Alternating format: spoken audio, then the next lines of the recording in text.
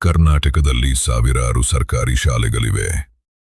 ಆದರೆ ಕಳೆದ 5 ವರ್ಷಗಳಲ್ಲಿ 947 ಸರ್ಕಾರಿ ಶಾಲೆಗಳು ಮುಚ್ಚಲ್ಪಟ್ಟಿವೆ. ಇದು ಕೇವಲ ಒಂದು ಸುದ್ದಿಯಲ್ಲ, ಇದು ಸಂಸತ್ತಿನಲ್ಲಿ ನೀಡಿದ ಅಧಿಕೃತ ಮಾಹಿತಿ.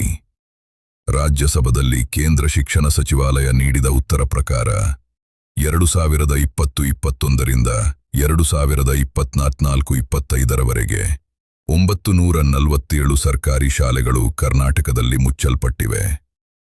ಇನ್ನೂ ಒಂದು ವಿಚಾರ ಕೇಳಿ, 4264 ಸರ್ಕಾರಿ ಪ್ರಾಥಮಿಕ ಶಾಲೆಗಳಲ್ಲಿ 10ಕ್ಕಿಂತ ಕಡಿಮೆ ವಿದ್ಯಾರ್ಥಿಗಳು ಮಾತ್ರ ಇದ್ದಾರೆ. ಇದು ಏನನ್ನು ಸೂಚಿಸುತ್ತದೆ? ಇನ್ನಷ್ಟು ಶಾಲೆಗಳು ಭವಿಷ್ಯದಲ್ಲಿ ವಿಲೀನವಾಗಬಹುದು ಅಥವಾ ಮುಚ್ಚಲ್ಪಡಬಹುದು. ಪ್ರಶ್ನೆ ಏನು ಗೊತ್ತಾ? ಸರ್ಕಾರಿ ಶಾಲೆಗಳು ಯಾಕೆ ದುರ್ಬಲವಾಗುತ್ತಿವೆ?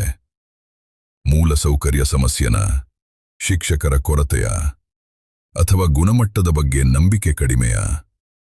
ಪೇರೆಂಟ್ಸ್ ಯಾಕೆ ಪ್ರೈವೇಟ್ ಸ್ಕೂಲ್ ಆಯ್ಕೆ ಮಾಡುತ್ತಾರೆ? English communication, smart class room, better exposure. ಆದರೆ ಸರ್ಕಾರಿ ಶಾಲೆ ದುರ್ಬಲವಾದರೆ ದುರ್ಬಲವಾಗುವುದು ಬಡ ಮಕ್ಕಳ ಭವಿಷ್ಯ. 947 ಶಾಲೆಗಳು ಮುಚ್ಚಲ್ಪಟ್ಟಿವೆ ಅಂದ್ರೆ ಇದು ಕೇವಲ ಒಂದು ಸಂಖ್ಯೆ ಅಲ್ಲ, ಇದು 947 ಊರುಗಳ ಕನಸು.